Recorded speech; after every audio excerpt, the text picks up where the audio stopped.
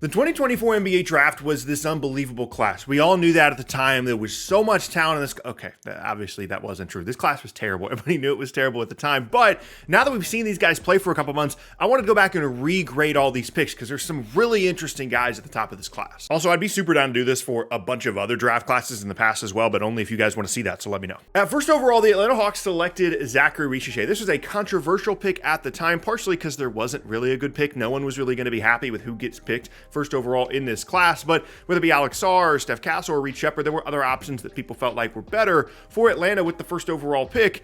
But I think he's been pretty solid. I really feel like the projection of what Atlanta thought they were getting with Richer makes total sense right now. Role player now, gonna try and continue to improve as a shooter and offensively, and in the long term, maybe he'll be a high-level complementary option for them, given some of their other options.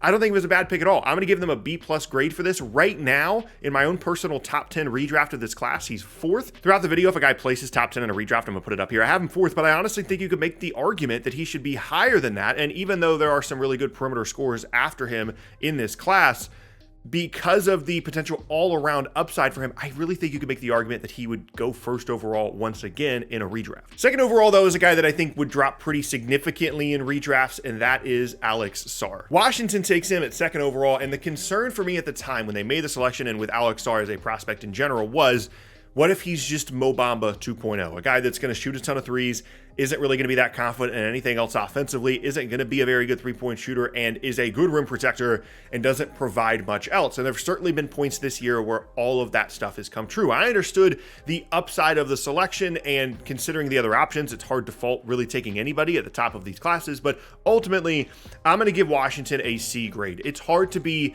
too down on any of these picks at the moment because we've only seen them for a couple of months, and a lot of them, like Sarr, are definitely projects. But for Washington, there's actually a good amount of talented players and prospects that I would much rather have that get picked after Sarr in this class, so I'm going to give them a C grade for that one. Next up at third overall, the Houston Rockets selected Reed Shepard, and this was always going to be the most difficult pick to evaluate early on because he's just not going to get that many minutes. It's going to be a very uneven start to the career of Reed Shepard because Houston's very good. They have a ton of depth, and if he's not making shots the way he's not making shots right now, they can't really justify giving him 25 minutes a game on a very good Rockets team. Right now, I give them a B- grades just because of how his rookie season has gone, but this is going to go up. I still think Reed Shepard's going to be good. I like his instincts defensively. I think he's going to be a really good shooter for a long time, and I think this is certainly a justifiable selection at third overall. But given how his career has began, I really don't think I can give it better than like a B, B-, but I think that's going to go up. Next up now, fourth overall, the San Antonio Spurs selected Steph Castle, and this is a guy for me. This is a guy that I love in this class. I've loved everything that I've seen from him, even though some of the efficiency numbers aren't fantastic. He turns the ball over too much, doesn't shoot the ball well enough. I don't really care. I think Steph Castle is really, really good. In a redraft, he goes higher than 4 for me, and I just love everything about him. I love the way that he competes. I love the way that he guards. I think he's better on the ball than I expected him to be at this point in his career, and as he continues to grow and improve, I think he's going to be a big-time winning player. I would give them an A grade for the selection, and honestly, I think you could argue for an A+ potentially, despite some of the lack of efficiency in the shooting. Next at 5, the Detroit Pistons selected Ron Holland. Not a ton of opportunities for him so far in Detroit. I'm going to give them a C grade for the selection just because there's other perimeter players that I would rather have. They got picked later on in this class. You're going to hear me say that a lot about perimeter players in this class. There's just other guys that get picked later on that I'd rather have, and that's the bottom line of Ron Holland. Obviously, you take him for the upside, you take him for the flashes, you take him for what he could turn into, but if he doesn't ever figure out how to shoot the ball well, it's going to be really difficult for him to carve out a successful NBA career, and that is definitely a concern for me. But again, just like the Alex Sarr thing, I can't be too negative about it because they just picked these guys. They just started their careers. Next at number 6, the Hornets take Salaun, and this might surprise some people. I kind of like the pick. I'm going to give them a B grade, and I think there's a potential for this to be even better on down the road. I like his shooting form. I like his size. I like his body control and his fluidity. Obviously, you're projecting a lot with this guy right now, but given some of the other options, given what he could be in terms of an athlete down the road, and again, how I think the shot already looks, even if the numbers aren't great, I think he looks confident. I think the form looks really, really good. I'm still kind of in on this selection, and I think he would still go top 10 in a redraft. I still like it. Now, again, other perimeter players I'd rather have later on in this class, so that's why it's not better than a B, but I think most people would be more down on this pick than I am currently. Number 7 now, the Trailblazers selected Dillingham and Clingan. I'm going to give them a B+ for this grade. At the time, there was a lot of conversation about Clingan going significantly higher than this in the draft, whether it be at 3 overall to Houston or teams trading up to 3 or 4 to go and get Clingan, and I think Portland is very, very happy with this selection right now. Would he be the first big taken right now? Maybe. Maybe not. It's either him or Zach Edey, who we're going to talk about a little bit later, but the sample size has been a little bit small because he didn't play a ton at the beginning of the year, maybe some injury issues as well, but defensively, he is absolutely a force. Now we just have to figure out, is he going to be Walker Kessler, or is he going to be something better than that? Regardless, in this draft at 7th overall, I got to give them at least a B+ grade here for Clingan. 8th overall, the Spurs traded away the pick to Rob Dillingham, and the Minnesota Timberwolves ended up selecting him. I gave them a B, but this really is kind of an incomplete grade because he hasn't played that much. The sample size is so small. There have been some flashes scoring-wise, and I understand the concept of the selection, but it's hard to really give them too much of a grade here. In 9th overall now, the Memphis Grizzlies selected Zach Edey, and although he's been hurt for the last couple of weeks, I would give them an A grade for this, and I think you could argue that it should be an A+. When you think about the overall strength of this class, to get someone in Zach Edey that I think is going to be a really positive, impactful player for Memphis for a long time, you have to give them a good grade for this given where they drafted him and the overall strength of the class.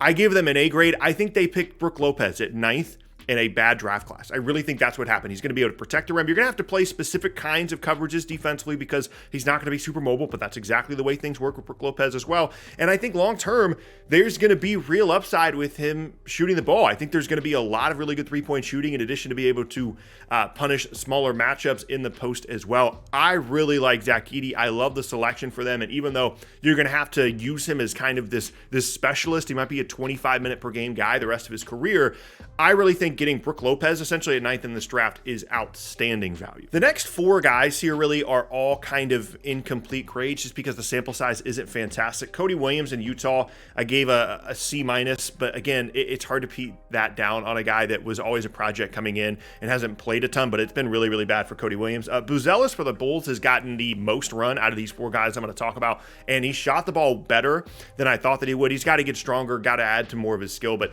I think that can end up being a potential steal in this class. I gave them a B grade for that one, been better than I thought. And then obviously Topic at 12 and Devin Carter at 13 for the Thunder and Kings respectively. Neither of those guys have played, so they obviously don't get a grade. At 14 now for Portland, they traded this pick away. Washington ends up with Bub Carrington, and I'm going to give them a B grade here, but this is like my late lottery version of Steph Castle. I think Bub Carrington's good. I don't know that he's necessarily ever going to be an all-star or anything, but he's going to be a good scoring guard in the NBA for a long time, in my opinion. I think there's a lot of stuff to like here. He's a little bit taller than you think that he is, and if they would ever just get Malcolm Brogdon out of the way and let Bub Carrington continue to cook like they did at the beginning of the season, I think he's going to be really good. It's really good value. This grade is probably going to go up for me over the next couple of years if he develops the way that I think that he will, and I understand if you don't like Bub Carrington, I understand if you don't like Steph Castle, but those are kind of my 2 guys in this class that I feel like are pretty underrated so far to begin the season. At 15 now is Khalil Ware going to the Miami Heat. I gave them like a C or a C- grade here. Again, it's kind of an incomplete. He hasn't played that much. It's really hard to actually grade that small of a sample size. Then we get to the big ones though at 16 and 17. I don't remember the last time this has happened. You could easily argue